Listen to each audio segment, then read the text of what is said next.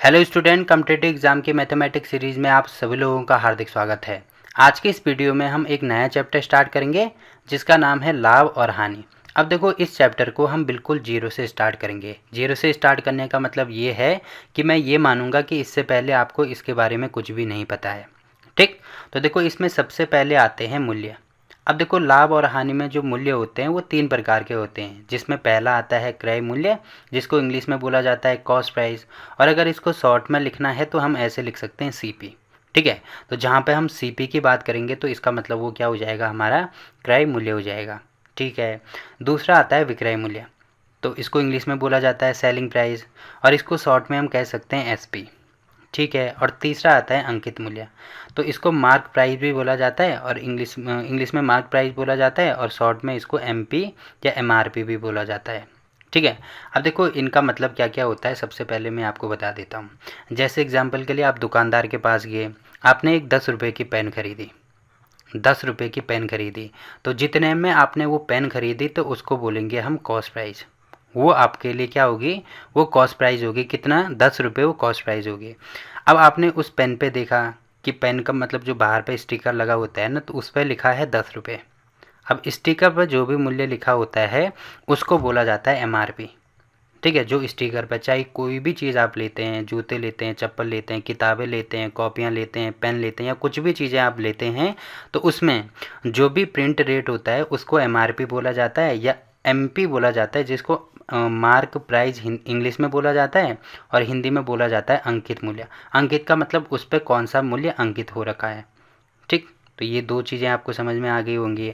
अब देखो, ये जो 10 रुपये है, ये 10 रुपये जिसमें आपने वो चीज़ खरीदी, खरीदने का मतलब वो हो जाती है हमारी कॉस्ट प्राइस।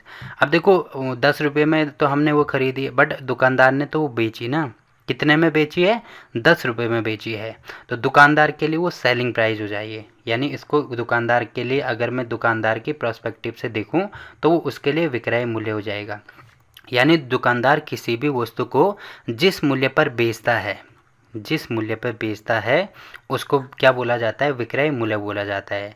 और कोई भी ग्राहक किसी भी चीज़ को जिस मूल्य पर खरीदता है, खरीदता, तो उसको क्या बोला जाता है, उसको बोला जाता है क्रय मूल्य या सीपी बोला जाता है। ठीक है, तो ये तीनों चीज़ें आपको पता चल गई होंगी। अब देखो, एक चीज़ आपको ध्यान रखनी है कि कॉस्ट प्राइस और सेलिंग प्राइस अलग अलग व्यक्तियों के लिए अलग अलग हो सकती है। जैसे मान लीजिए मैं दुकानदार हूँ, दुकानदार, या मान लीजिए मैं ख़रीदार हूँ, ऐसे मैं मान सकता हूँ। यहाँ पे लिख देता हूँ मैं ख़रीदार। ठीक है, और कोई दुकानदार है, दुकानदार। अब दुकानदार कोई पेन को, मान लीजिए 10 रुपये की पेन है, तो वो मुझे बेच रहा है, कितने में बेच रहा है, वो मुझे 10 रुपये में बेच रहा है। तो दुकानदार के लिए ये जो मूल्य होगा, ये क्योंकि बेच रहा है ना, तो ये हो जाएगी उसके लिए सेलिंग प्राइस, या ये हो जाएगी उसके लिए विक्रय मूल्य। ठीक है, बट मैं उसको 10 रुपये में ख़रीद रहा हूँ ना, तो ये क्योंकि मैं ख़रीद रहा हूँ इसीलिए वो क्या हो जाएगी मेरे लिए, वो हो जाएगी कॉस्ट प्राइस या क्रय मूल्य। तो जो ख़रीदार होगा उसके लिए जो सेलिंग, दुकानदार के लिए जो सेलिंग प्राइस होगी वो कॉस्ट प्राइस हो जाएगी, जबकि ख़रीदार के लिए जो मतलब जो जिस मूल्य पर मैं इसको ख़रीद रहा हूँ वो हमारे लिए कॉस्ट प्राइस हो जाएगी। तो आपको यहाँ पर डिफरेंस पता चल रहा होगा कि दुकानदार के लिए ये सेलिंग प्राइस हो रही है और ख़रीदार के लिए ये कॉस्ट प्राइस हो रही है। ठीक है, ये दोनों चीज़ें आपको समझ में आनी चाहिए। तो फ़िलहाल इतनी चीज़ें आपको इसमें पता होनी चाहिए। बाकी कुछ और चीज़ें आपको इसमें ध्यान रखनी है। जैसे, हाँ, जैसे अगर मान लीजिए आप दुकान में जाते हो, या आप ऑनलाइन सर्च करते हो, अमेज़ॉन पे सर्च करते हो या फ्लिपकार्ट पे सर्च करते हो कोई भी चीज़, तो देखो इसमें ऐसे लिखा होता है, सबसे पहले लिखा होता है एमआरपी। तो एमआरपी यहाँ पे लिखा है 8,499 रुपये। मैंने एग्जाम्पल ले रखा है, कोई फ़ोन हमें लेना है। ठीक है, तो एमआरपी ऐसे लिखा होता है 8,499। तो ये जो एमआरपी होता है इसको बोलते हैं अंकित मूल्य। मतलब जो आप मोबाइल का बॉक्स खरीदोगे तो उस बॉक्स के बाहर पे ये मूल्य अंकित होगा, ये वाला। तो इसको क्या बोला जाता है, इसको मार्क प्राइस या एमपी बोला जाता है। तो ये हो जाएगा हमारा 8,499। ठीक है, अब देखो यहाँ पे लिखा है डील प्राइस। तो ये जो डील प्राइस है ये हमारे लिए तो ये क्या हो जाएगा, कॉस्ट प्राइस हो जाएगा। ठीक है, क्योंकि इस मूल्य पे हमें किसी भी चीज़ को ख़रीदना है, तो ये हमारे लिए क्या हो जाएगा, कॉस्ट प्राइस। जबकि अमेज़ॉन या कोई दुकानदार इस चीज़ को बेच रहा है तो दुकानदार के लिए क्या हो जाएगी, ये सेलिंग प्राइस, जो कि मैंने अभी आपको बताई है। ठीक है। अब आपको यहाँ पे दिख रहा होगा कि इसमें लिखा है यू से 1500 रुपये और 18%। तो इसका मतलब ये है कि वो 18% का क्या दे रहा है, इस पर डिस्काउंट दे रहा है। 18% का डिस्काउंट जो दे रहा है वो हमेशा देखो जो डिस्काउंट होता है यानी जो छूट होती है, जो छूट इसको बट्टा भी बोला जाता है, बट्टा भी बोला जाता है और इंग्लिश में बोला जाता है डिस्काउंट। ठीक है, इसको इंग्लिश में डिस्काउंट बोला जाता है। तो जो छूट होती है, जो बट्टा होता है, तो वो हमेशा किस पे दिया जाता है, मार्क प्राइस पे दिया जाता है, जो कि आप यहाँ पे देख सकते हैं। जो छूट होगी, जो डिस्काउंट होगा, वो कभी भी विक्रय मूल्य पर नहीं दिया जाएगा या क्रय मूल्य पर नहीं दिया जाएगा, वो केवल किस पे दिया जाता है, अंकित मूल्य पर दिया जाता है। तो ये जो 18% का डिस्काउंट आप यहाँ पे देख रहे होंगे, ये हमेशा MRP पे दिया जाएगा। देखो MRP को हो, MP को हो, अंकित मूल्य को हो, मार्क प्राइस को हो, सब एक ही हैं। ये आपको क्योंकि एग्जाम्पल में आपको समझा रहा हूँ जिससे आपको ये चीज़ अच्छे से समझ में आ जाएगी। ठीक है, तो ये हो गया। अब देखो लाभ और हानि, चाहे मैं लाभ की बात करूं या हानि की बात करूं, इसको इंग्लिश में प्रॉफिट बोलेंगे, इसको लॉस बोलेंगे। तो लाभ और हानि हमेशा निकलती है क्रय मूल्य पे, हमेशा ही क्रय मूल्य पे निकलती है, ना तो ये अंकित मूल्य पे निकलेगी ना विक्रय मूल्य पे निकलेगी। ये चीज़ भी आपको ध्यान रखनी है। तो काफ़ी आसान सी चीज़ें मैंने अभी आपको बताई हैं, ये आपको समझ में आ गई होंगी। ठीक है, अब देखो इसका और जो कॉन्सेप्ट है वो हम क्वेश्चन के साथ में सीखेंगे, जिससे आपको ये और ज़्यादा अच्छे से समझ में आ जाएगा। जैसे इसमें देखो पहला क्वेश्चन क्या दिया है, तो देखो इसमें दिया है कि एक वस्तु का क्रय मूल्य, क्रय मूल्य का मतलब CP, इसको शॉर्ट में लिखना ज़्यादा आसान है तो CP में लिख रहा हूँ, कॉस्ट प्राइस। ये दिया है हमें 100 रुपये है। ठीक है, आगे दिया है तथा दुकानदार को उस पर 10 रुपये का लाभ हो रहा है। 10 रुपये का लाभ मतलब वो प्रॉफिट कमा रहा है। कितने का कमा रहा है, 10 रुपये का। ठीक है, तो वस्तु का विक्रय मूल्य हमें ज्ञात करना है, यानी सेलिंग प्राइस मुझे ज्ञात करना है। तो सेलिंग प्राइस का मतलब क्या है, देखो दुकानदार का क्रय मूल्य होने का मतलब क्या है कि दुकानदार ने उस चीज़ को 100 रुपये में ख़रीदा। ठीक है, अब वो 10 रुपये का उस पर प्रॉफिट कमा रहा है, तो बेचेगा कितने में, बेचेगा वो 110 रुपये में ना। जब मैं 100 + 10 करूँगा तो कितना हो जाएगा, 110 रुपये हो जाएगा। यानी दुकानदार किसी भी वस्तु को अगर 100 रुपये में ख़रीद रहा है और 110 रुपये में बेच रहा है, तो इसीलिए 110 रुपये में बेच रहा है, तभी उसको प्रॉफिट होगा, लाभ होगा कितने का, 10 रुपये का। अब देखो ये मुझे कैसे पता लगा, ये जो 100 रुपये आप देख रहे होंगे ये हो जाएगा हमारा कॉस्ट प्राइस, बीच में प्लस है तो यहाँ पे प्लस, और ये जो 10 रुपये आप देख रहे होंगे ये हो जाएगा प्रॉफिट। तो इसका मतलब अगर मुझे विक्रय मूल्य निकालना है, सेलिंग प्राइस निकालना है, तो ये हो जाएगा कॉस्ट प्राइस प्लस प्रॉफिट। तो ये एक फार्मूला बन गया जिसको आपको ध्यान रखना है। ठीक है, अब देखो फार्मूला मैंने कहाँ से निकालना सिखाया है, यहाँ से डायरेक्ट। ठीक है, क्योंकि इसको आप ज़्यादा कनेक्ट कर पाओगे, तभी देखो जो सेलिंग प्राइस होती है वो कॉस्ट प्राइस प्लस प्रॉफिट पे निकालती है। तो एक चीज़ तो आपको समझ में आ गई होगी। वैसे अगर यहाँ पे लाभ की जगह अगर यहाँ पे हानि होती है कि कॉस्ट प्राइस हमारे पास 100 रुपये है। ठीक है, अब उसमें लॉस हो रहा है, कितने का लॉस हो रहा है, मान लीजिए 10 रुपये का लॉस हो रहा है, तो उसकी जो सेलिंग प्राइस होगी वो कितना ही होगी, वो हो जाएगी 100। अब क्योंकि 10 रुपये का लॉस हो रहा है मतलब ज़्यादा में खरीदी होगी और कम में बेची होगी, तभी तो लॉस होगा ना। जैसे एग्जांपल के लिए आप कोई वस्तु को 100 रुपये में ख़रीद रहे हैं, अब 100 रुपये की जगह आप उसको 90 रुपये में बेचोगे तो आपको नुकसान होगा ना। कितने का नुकसान होगा, 10 रुपये का नुकसान होगा। क्यों होगा, क्योंकि आपने वो 100 में ख़रीदी थी, मतलब ज़्यादा में ख़रीदी थी और कम में बेची है, तो तभी नुकसान हो रहा है। तो 10 रुपये का लॉस हो रहा है, इसका मतलब जो सेलिंग प्राइस है वो कितना हो जाएगा, 100 - 10। तो 100 - 10 मतलब 90 रुपये हो गया। अब देखो यहाँ से भी आपको पता चल गया होगा जो सेलिंग प्राइस होगी वो हो जाएगी कॉस्ट प्राइस माइनस लॉस। ठीक है, तो ये दो फार्मूले हैं जो कि आप याद रखना चाहें तो रख सकते हैं, और नहीं भी रखना चाहें तो मैं आपको ऐसी चीज़ें बताऊंगा जिससे कि किसी भी फार्मूले को आपको याद नहीं रखना पड़ेगा। तो दो चीज़ें यहाँ पे होगी। ठीक है, अब देखो यहाँ से मुझे दो चीज़ें पता लगी कि अगर किसी भी वस्तु का कॉस्ट प्राइस, किसी भी वस्तु का क्रय मूल्य अगर ज़्यादा है और विक्रय मूल्य अगर कम है, जो विक्रय मूल्य है यानी सेलिंग प्राइस वो अगर कम है, जैसे कॉस्ट प्राइस अगर 100 रुपये है और सेलिंग प्राइस अगर 90 रुपये है, तो उस कंडीशन में हमेशा ही क्या होता है, लॉस होता है, यानी हानि होती है। ठीक है, कब होती है, जब कॉस्ट प्राइस यानी क्रय मूल्य ज़्यादा हो, विक्रय मूल्य कम हो। और दूसरी चीज़, अगर विक्रय मूल्य ज़्यादा हो, अगर मान लीजिए कॉस्ट प्राइस 100 रुपये ही मैं मान लेता हूँ और सेलिंग प्राइस में मान लेता हूँ, मान लीजिए 110 रुपये है, तो देखो कॉस्ट प्राइस कम है, सेलिंग प्राइस ज़्यादा है, यानी क्रय मूल्य कम है, विक्रय मूल्य ज़्यादा है, तो उस कंडीशन में हमेशा ही क्या होता है, लाभ होता है। ठीक है, तो ये चीज़ भी आपको समझ में आ गई होगी। बाकी ये फॉर्मूले अगर आप याद रखना चाहें तो रख सकते हैं, नहीं भी रखना चाहें तो कोई दिक्कत नहीं है। अब इसमें देखो अगला क्वेश्चन क्या दिया है, जैसे ये वाला क्वेश्चन है कि किसी वस्तु का क्रय मूल्य यानी कॉस्ट प्राइस हमें दे रखी है 90 रुपये है। अब दुकानदार को उस पर 10 रुपये की हानि हो रही है, तो लॉस इसमें दे रखा है कितने का है, 10 का है। तो उस वस्तु का सेलिंग प्राइस कितना होगा, तो सेलिंग प्राइस कितना होगा, सेलिंग प्राइस के लिए फॉर्मूला मैंने बताया था कॉस्ट प्राइस माइनस लॉस। ठीक है, क्योंकि जब लॉस होता है तो हमेशा ही माइनस का यूज़ किया जाता है।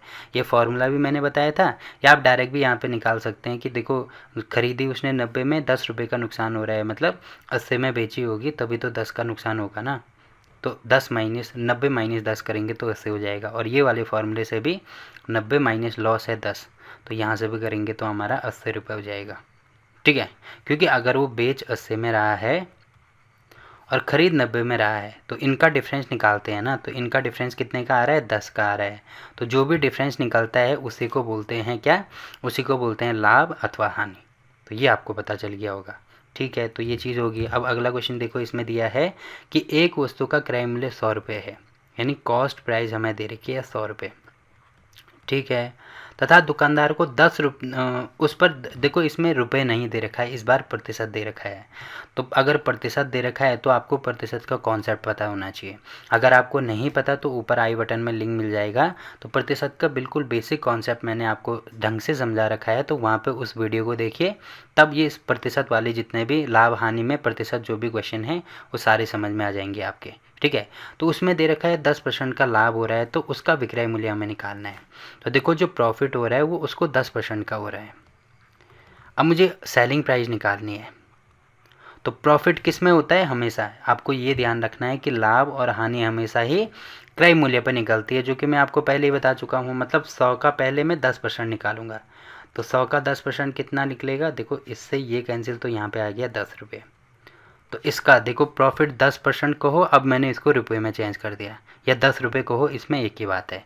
तो सेलिंग प्राइस कैसे निकलती है, कॉस्ट प्राइस, तो कॉस्ट प्राइस है 100 रुपये प्लस प्रॉफिट, तो सेलिंग प्राइस हमने निकाल दी 110 रुपये। ठीक है, एक तरीका तो ये है कि प्रॉफिट निकाल दो। दूसरा तरीका हम डायरेक्ट भी निकाल सकते हैं। डायरेक्ट कैसे निकालेंगे, देखो लाभ हो, वृद्धि हो या अधिक हो, इनमें से कोई भी चीज़, या प्रॉफिट हो, प्रॉफिट तो इंग्लिश में कहते हैं ना, तो इनमें से कोई भी चीज़ अगर हमें दी जाती है, जैसे 10% का लाभ हो रहा है, या 10% की वृद्धि हो रही है, या 10% अधिक है, या 10% का प्रॉफिट हो रहा है, तो हमेशा ही 100 में ऐड करते हैं। क्योंकि किसी भी नंबर को मैंने आपको बोला था कि हमेशा 100% मानते हैं, या ऐसे समझ सकते हैं कि जो कॉस्ट प्राइस है उसको 100% मानते हैं। अब उसमें 10% का लाभ हो रहा है, तो लाभ का मतलब हमेशा ही ऐड करेंगे, तो किस में ऐड करेंगे, 100% में ऐड करेंगे। तो ठीक है, 100% में 10 ऐड कर दो, तो कितना हो जाएगा, ये डायरेक्ट 110 हो जाएगा। तो हम क्या करेंगे, 110% निकालेंगे। किसका निकालेंगे, क्योंकि लाभ और हानि हमेशा ही कॉस्ट प्राइस पे निकाली जाती है, तो 100 का सीधे 110% निकाल दो। अब यहाँ पे लिख देंगे 110 और प्रतिशत का साइन हटाएंगे, तो मैंने बोला था 1/100 लिखेंगे। ठीक है, जो कि मैं प्रतिशत वाले चैप्टर में आपको बता चुका हूँ। तो देखो 100 से 100 कैंसिल, यहाँ से डायरेक्ट कितना आ रहा है, 110 आ रहा है। तो ऐसे आपको अप्रोच बनानी है, क्वेश्चन को सॉल्व करना है, तो ये हमारा सेलिंग प्राइस हो जाएगा। ठीक है, तो ये चीज़ आपको समझ में आ गई होगी। वैसे अगर मुझे हानि निकालनी होती, जैसे यहाँ पे लाभ की जगह हानि दिया होता, ठीक है, हानि दिया होता या कम दिया होता, तो हानि और कम के लिए हमेशा ही माइनस का यूज़ करते हैं, मतलब 100 में हम माइनस करेंगे। तो जैसे यहाँ पे 10% की हानि होती है ना, तो 100% में हम 10% माइनस करते, तो तब कितना होता है वो 90%। मतलब जो कॉस्ट प्राइस है, देखो लाभ में हमने उसका 110% निकाला, यानी 100 में ऐड किया, तो हानि में 100 में माइनस करेंगे, तो देखो 100 का हम क्या निकालेंगे, फिर 90% निकालेंगे। अब प्रतिशत हटाएंगे तो बटे में 100, तो आपको दिख रहा होगा यहाँ पे कितना हो जाएगा, 90 हमारा आंसर हो जाएगा। ठीक है, तो ये चीज़ भी आपको समझ में आई होगी कि जब भी वृद्धि दी होगी, अधिक दिया होगा या प्रॉफिट दिया होगा, तो हमेशा ही हम इसका कितना निकालेंगे, ऐड करेंगे, मतलब 100 में ऐड करेंगे। जैसे यहाँ पे 10% की जगह 5% दिया होता, तो 100 में ऐड करते तो 105 हो जाता, तो इसका सीधे 105% निकाल देते। ठीक है, या अगर हानि होती तो 100 में कम करेंगे, तो 100 में 5 कम करेंगे, तो यहाँ पे कितना हो जाएगा 95, तो इसका सीधे 95% निकाल देंगे। ठीक, तो ये चीज़ भी आपको समझ में आई होगी। अब देखो अगला क्वेश्चन, तो ये वाला क्वेश्चन देखो, यहाँ पे हानि में आपको बता चुका हूँ कैसे करेंगे। जैसे कॉस्ट प्राइस 100 रुपये दे रखा है, अब इसमें 10% की हानि हो रही है, तो 10% मतलब 100% में सीधे 10 माइनस करेंगे तो इसका मतलब 90%, तो जो 100 का 90% होगा उसकी वैल्यू हो जाएगी, तो इससे ये कैंसिल, तो मतलब जो सेलिंग प्राइस हो जाएगी वो हो जाएगी हमारी 90 रुपये। तो देखो खरीद वो कॉस्ट प्राइस हमारे पास 100 रुपये है, सेलिंग प्राइस 90 रुपये है, तो क्योंकि सेलिंग प्राइस कम है कॉस्ट प्राइस ज़्यादा है तभी तो उसको क्या हो रही है, हानि हो रही है। अब 10% का मतलब देखो 100 का 10% निकालेंगे तो कितना आता है, 10 रुपये आता है, इसका मतलब हानि हो रही है उसको, हानि हो रही है, कितने की हानि हो रही है, 10 रुपये की हानि हो रही है। अब देखो आपको यहाँ पे भी दिख रहा होगा सेलिंग प्राइस हमने 90 रुपये निकाला, कॉस्ट प्राइस 100 रुपये है, तो देखो यहाँ से भी हानि और लाभ के लिए मैंने बोला था क्रय मूल्य और विक्रय मूल्य का डिफरेंस निकाला जाता है, तो कितने का आ रहा है, 10 रुपये का ही आ रहा है। ठीक, तो ये चीज़ आपको दिख रही होगी। तो देखो ये क्वेश्चन भी हो गया। अब अगला क्वेश्चन जैसे ये वाला दे रखा है कि एक वस्तु का विक्रय मूल्य 90 रुपये है तथा दुकानदार उस पर 10% की हानि 10% की हानि हो रही है, तो वस्तु का क्रय मूल्य हमें निकालना है। अब देखो यहाँ पे दो चीज़ें अलग अलग दे रखी हैं। देखो यहाँ पे मुझे क्रय मूल्य दे रखा था और मुझे विक्रय मूल्य निकालना था, बट यहाँ पे मुझे विक्रय मूल्य दे रखा है और मुझे क्रय मूल्य निकालना है। तो मैंने अभी ये चीज़ आपको बोली ना कि जैसे अगर कॉस्ट प्राइस दिया होता है, क्रय मूल्य दिया होता है 100 का, अब इसमें 10% की हानि हो रही है, मतलब 100 में माइनस करेंगे तो इसका सीधे 90% निकालेंगे। ये चीज़ मैंने अभी आपको बताई कब, जब मुझे कॉस्ट प्राइस दी हो, बट अगर मुझे सेलिंग प्राइस दी हो और मुझे कॉस्ट प्राइस निकालनी है तो हम क्या करेंगे, देखो प्रतिशत तो सेम टू सेम ऐसे ही निकालेंगे जैसे इसमें दे रखा है ना कि 10% की हानि हो रही है, तो 100 में माइनस करेंगे ना तो ये हो जाएगा 90 और प्रतिशत हटाएंगे तो बटे में आ जाएगा 100। ठीक है, तो ये 90/100 आ रहा है। अब अगर मुझे सेलिंग प्राइस दे रखी है, मुझे कॉस्ट प्राइस में जाना है, तो हम इसका उल्टा कर देते हैं, इसका हम क्या कर देंगे, उल्टा कर देंगे। यानी जैसे यहाँ पे सेलिंग प्राइस निकालने के लिए 90/100 निकाल रहे थे हम, तो अब यहाँ पे देखो मुझे सेलिंग प्राइस दी है तो मुझे कॉस्ट प्राइस निकालनी है, तो ये जो 90 है ना, 90/100 यहाँ पे दे रखा है, तो इसका उल्टा मतलब 100/90 हम कर देंगे, तो तब हमारी सेलिंग प्राइस देखो 90 से 90 कैंसिल, तो हमारी कॉस्ट प्राइस निकल आएगी। ठीक, तो ये चीज़ भी आपको ध्यान रखनी है। क्या ध्यान रखना है कि अगर मुझे क्रय मूल्य दे रखा है और मुझे क्या निकालना है, विक्रय मूल्य निकालना है, तो डायरेक्ट जैसे 10% की हानि हो रही है तो 100 में माइनस कर दिया तो 90/100 हो गया, ठीक है, कोई दिक्कत नहीं है। बट अगर मुझे विक्रय मूल्य दे रखा है, मुझे क्रय मूल्य निकालना है, तो हम इसका ही उल्टा कर देंगे। 90/100 आ रहा है तो इसका उल्टा कर देंगे, 100/90 हो जाएगा। ये चीज़ भी आपको समझ में आ गई होगी। ठीक है, तो ये कुछ और कॉन्सेप्ट हो गए, तो ये वाला क्वेश्चन भी हो गए। बाकी इसमें देखो और क्वेश्चन इसमें दे रखे हैं कि किसी वस्तु का क्रय मूल्य 120 रुपये है, तो क्रय मूल्य दे रखा है यहाँ पे, ये हो जाएगा कॉस्ट प्राइस, कितना है, 120 रुपये है, ठीक है, तथा विक्रय मूल्य 150 रुपये है, ठीक है, विक्रय मूल्य यानी सेलिंग प्राइस इसमें दे रखा है कितना है, 150 रुपये है, ठीक है। तो मुझे लाभ अथवा हानि निकालनी है। लाभ अथवा हानि केवल नंबर नहीं निकालना है, बल्कि इस बार मुझे प्रतिशत निकालना है कि प्रतिशत में वो कितना होगा। तो पहले तो मुझे लाभ अथवा हानि देखनी होगी। देखो कॉस्ट प्राइस यानी क्रय मूल्य, जो क्रय मूल्य है वो मेरे पास कम है और विक्रय मूल्य ज़्यादा है, तो इसका मतलब मुझे लाभ हुआ होगा। ठीक है, अब लाभ कितना हुआ होगा, क्योंकि 120 में ख़रीदा और 150 में बेचा, तो कितने का लाभ हो रहा है, 30 रुपये का लाभ हो रहा है। ठीक है, तो लाभ कैसे निकालते हैं, selling price minus cost price. यह लाभ अथवा हानि ऐसे ही निकाली जाती है, selling price minus cost price. अब देखो यहाँ पे मैं लिख देता हूँ लाभ, या ऐसे लिख देते हैं लॉस अथवा प्रॉफिट। अगर निकालना है तो ये हो जाएगा selling price minus cost price, इसी पे निकाला जाता है। अब देखो ये अगर प्लस में आता है तो इसका मतलब प्रॉफिट होता है, और ये अगर माइनस में आता है इसका मतलब लॉस होता है। जैसे आपको यहाँ पे दिख रहा होगा सेलिंग प्राइस कितनी है, 150 है, कॉस्ट प्राइस कितनी है, 120 है, तो माइनस करेंगे तो लाभ हो रहा है कितना, लाभ हो रहा है हमारे पास 30 रुपये का। ठीक है, अब ये जो 30 रुपये हैं मुझे किस में बदलने हैं, प्रतिशत में बदलने हैं। तो कैसे हम बदलेंगे, देखो 30 रुपये का मुझे लाभ हो रहा है, अब किस पे हो रहा है, क्योंकि मैंने एक ही चीज़ अभी आपको स्टार्टिंग में ही बोली थी कि लाभ और हानि हमेशा ही किस पे निकलती है, क्रय मूल्य पर निकलती है। तो किस में से हो रहा है, क्रय मूल्य पे हो रहा है, मतलब 120 रुपये पे हो रहा है। अब क्योंकि इसका प्रतिशत निकालना है तो गुणा कर देंगे 100 से। ठीक है, अब इससे ये कैंसिल, अब इसको सॉल्व करेंगे तो यहाँ पे मैं इसको किससे काट सकता हूँ, 4 से काटा जा सकता है। तो यहाँ पे हो जाएगा, पहले 2 से काट दो तो यहाँ पे हो जाएगा 15, यहाँ पे हो गया 6 दूनी 12, फिर इसको 2 से काटेंगे तो यहाँ पे हो जाएगा 3 और यहाँ पे हो जाएगा 5, फिर इसको 3 से काटेंगे तो 5 3 15, तो 5 गुणा 5 मतलब 25 हो जाएगा। ठीक है, तो इसका मतलब 25% हमारा आंसर हो गया। ठीक है, तो इसका मतलब ये जो 30 रुपये है वो 120 रुपये का कितना प्रतिशत है, 25% है, ये हमने निकाल दिया। तो आपको ये भी ध्यान रखना है कि लाभ अथवा हानि प्रतिशत जब भी हम निकालेंगे तो उसके लिए क्या करेंगे, पहले लाभ निकालेंगे। जैसे 30 रुपये का लाभ हो रहा है तो 30 को हमने ऊपर लिख दिया। अब लाभ और हानि हमेशा किस पे निकलती है, कॉस्ट प्राइस यानी क्रय मूल्य पे निकलती है, तो कॉस्ट प्राइस हमेशा नीचे होगी। अब क्योंकि प्रतिशत निकालना है तो गुणा कर देंगे 100 से। तो यहाँ पे इसका फॉर्मूला बन गया हमारे पास प्रॉफिट ऑब्लिक लॉस। ये तो प्रॉफिट भी हो सकता है, लॉस भी हो सकता है, इसका प्रतिशत ये वाला फॉर्मूला बन गया। ठीक है, जो कि मैंने अभी आपको यहाँ पे दिखाया, देखो नंबर से मैंने करके दिखाया, फिर इससे मैंने अभी आपको फॉर्मूला बना के दिखाई कि ऐसे आपको इसको करना है। तो आप फॉर्मूला याद रखना चाहो तो रख सकते हैं, नहीं भी रखना चाहो तो डायरेक्ट हो जाएगा। तो ये चीज़ भी होगी। अब देखो अगला क्वेश्चन इसमें दिया है कि एक वस्तु का अंकित मूल्य। अब देखो ये अंकित मूल्य वाले क्वेश्चन है। ठीक है, तो इसमें अंकित मूल्य यानी मार्क प्राइस दे रखा है हमें 500 रुपये है। ठीक है, तथा दुकानदार इस पर 20% की छूट देता है। तो 20% की छूट दे रहा है, उसका विक्रय मूल्य मुझे निकालना है।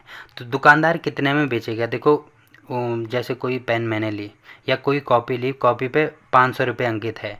अब दुकानदार ने बोला ये 500 की नहीं है, चलो आप 450 रुपये दे दो। तो ये जो 500 और 400 देखो कितने का डिफरेंस हो रहा है, 50 रुपये का। तो ये जो 50 रुपये है ना, ये हो जाएगा हमारा डिस्काउंट। ठीक है, तो अभी मैंने आपको बोला था डिस्काउंट या जो छूट होती है वो हमेशा ही किस पे निकलती है, अंकित मूल्य पे निकलती है। अब दुकानदार उसमें 20% की छूट दे रहा है। तो पहले 500 का, देखो इसको दो तरीके से कर सकते हैं। पहले 500 का या तो 20% निकाल दो, तो 20% मतलब कितना, 2 जीरो से 2 जीरो कैंसिल, तो 5 दूनी 10, मतलब 100 रुपये की छूट वो दे रहा है। तो 100 रुपये की छूट देने का मतलब 500 की चीज़ को कितने में देगा वो, 400 रुपये में देगा। या तो ऐसे कर सकते हैं, या क्योंकि अब देखो इसमें छूट दे रहा है तो 20% की छूट दे रहा है तो 20% कम करेंगे ना, क्योंकि मैंने बोला था हर चीज़ को हम 100% मान सकते हैं। अब इसमें 20% कम करेंगे मतलब कितना बचा, 80% बचा। तो या तो पहले इसका 20% निकाल दो फिर इसमें से माइनस कर दो, या सीधे इसका 80% निकाल दो। 80 और प्रतिशत मतलब बटे में 100, तो 2 जीरो से 2 जीरो कैंसिल, और 8 पंजे कितना होगा 40। तो देखो यहाँ से डायरेक्ट 400 रुपये आ रहा है। और ये चीज़ कहाँ से पता लगेगी आपको, प्रतिशत वाले चैप्टर से, वहाँ पे ये चीज़ मैंने अच्छे से एक्सप्लेन करी है। ठीक है, तो यहाँ पे आपको 2-3 स्टेप में क्वेश्चन को सॉल्व करना पड़ रहा है, यहाँ पे डायरेक्ट आपका आंसर आ रहा है। तो देखो ये वाला क्वेश्चन भी हो गया। अब इसमें अगला क्वेश्चन जैसे ये वाला दिया है कि एक वस्तु का अंकित मूल्य 500 रुपये है और दुकानदार इस पर भी, हाँ तो ये वाला क्वेश्चन तो हमने कर दिया।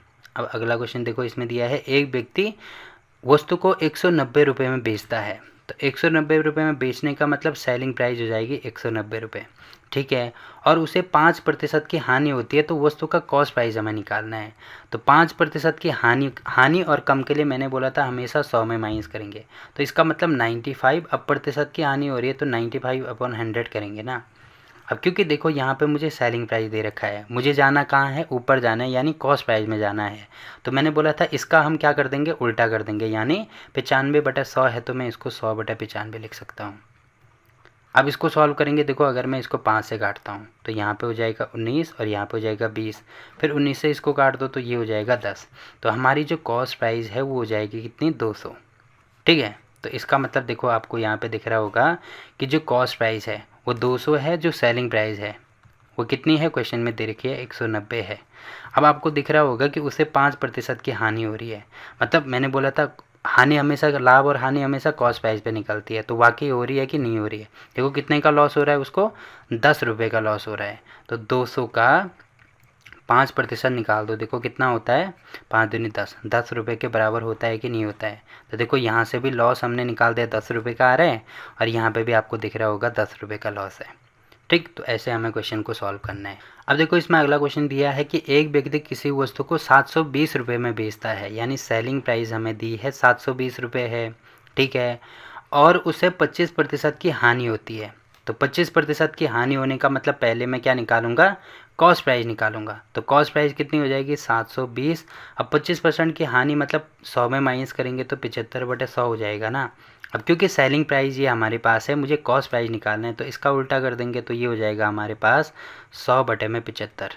क्योंकि इसका उल्टा करना होता है कॉस्ट प्राइस के लिए। तो अब मेरे पास कॉस्ट प्राइस निकल गई। आगे दिया है तो 25% का लाभ प्राप्त करने के लिए वह वस्तु को कितने में बेचेगा। तो कॉस्ट प्राइस तो मेरे पास आ गई, ये है। अब मुझे 25% का लाभ निकालना है। तो लाभ और हानि मैंने बोला था कॉस्ट प्राइस पे निकाल सकते हैं। तो 25% का लाभ, अब क्योंकि मैंने बोला था लाभ हमेशा ही क्या करेंगे 100 में ऐड करेंगे, तो 125% निकालना है तो बटे में 100। तो इसका डायरेक्ट क्या निकाल दो, 125 बटे में 100 निकाल दो।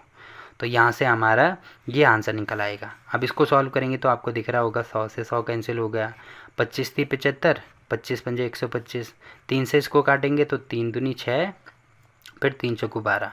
तो आपको दिख रहा होगा ये आ रहा है 240 गुणा 5, 0 5 चौकू 20, 5 दूनी 10, 11 12, तो 1200 रुपये हमारा आंसर हो जाएगा। ठीक है, तो देखो इतना जल्दी और इतने आसानी से आप इनको सॉल्व कर सकते हो।